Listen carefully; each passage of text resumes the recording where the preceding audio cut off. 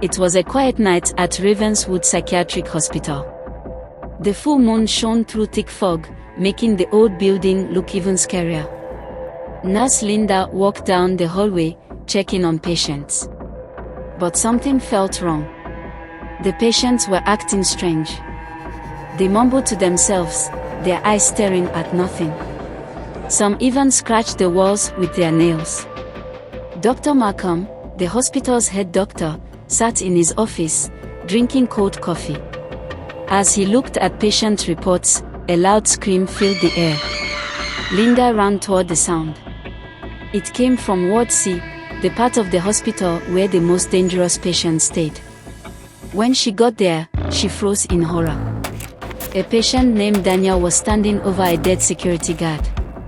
His fingers were deep inside the man's stomach, pulling out his insides. Blood dripped from Daniel's mouth as he slowly turned to look at her. Then, all the doors in Ward C flew open.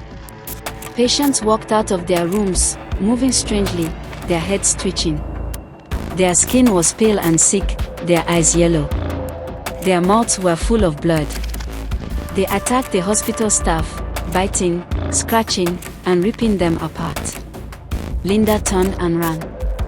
Behind her, she heard crashing sounds, people being thrown against the walls. Dr. Markham locked himself in his office and grabbed the phone. No signal. The hospital's power was failing. He looked out the window and saw something terrifying. The security guards outside were dead, their bodies lying on the ground. But then, they started moving. They stood up, their faces covered in blood. The infection was spreading. Linda found 4 other staff members hiding in the cafeteria, a young intern, a janitor named Greg, and 2 other nurses.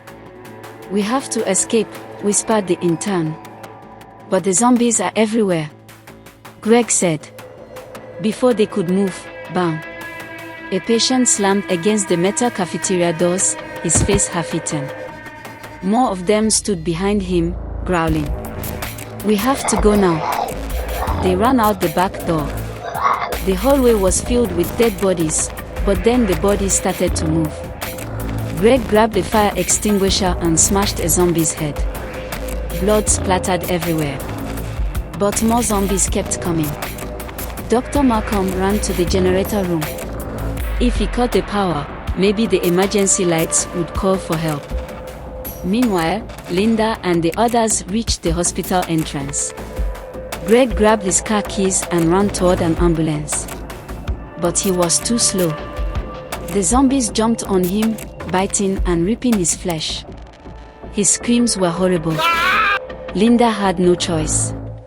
She jumped into the driver's seat, hit the gas, and crashed through the hospital gates. At the same time, inside the hospital, Dr. Markham turned off the power. Dr. Markham stood in the dark. The only light came from the emergency exit signs. Then he saw it. Hundreds of zombies. They filled the hallway, all looking at him. Their faces twisted into evil grins. Their bloody hands reached for him. His last scream echoed through the hospital as the zombies tore him apart. Outside, Linda and the intern drove away. In the distance, they could still hear screaming. Ravenswood had fallen. And now, the infection was spreading to the world outside. Thank you for watching.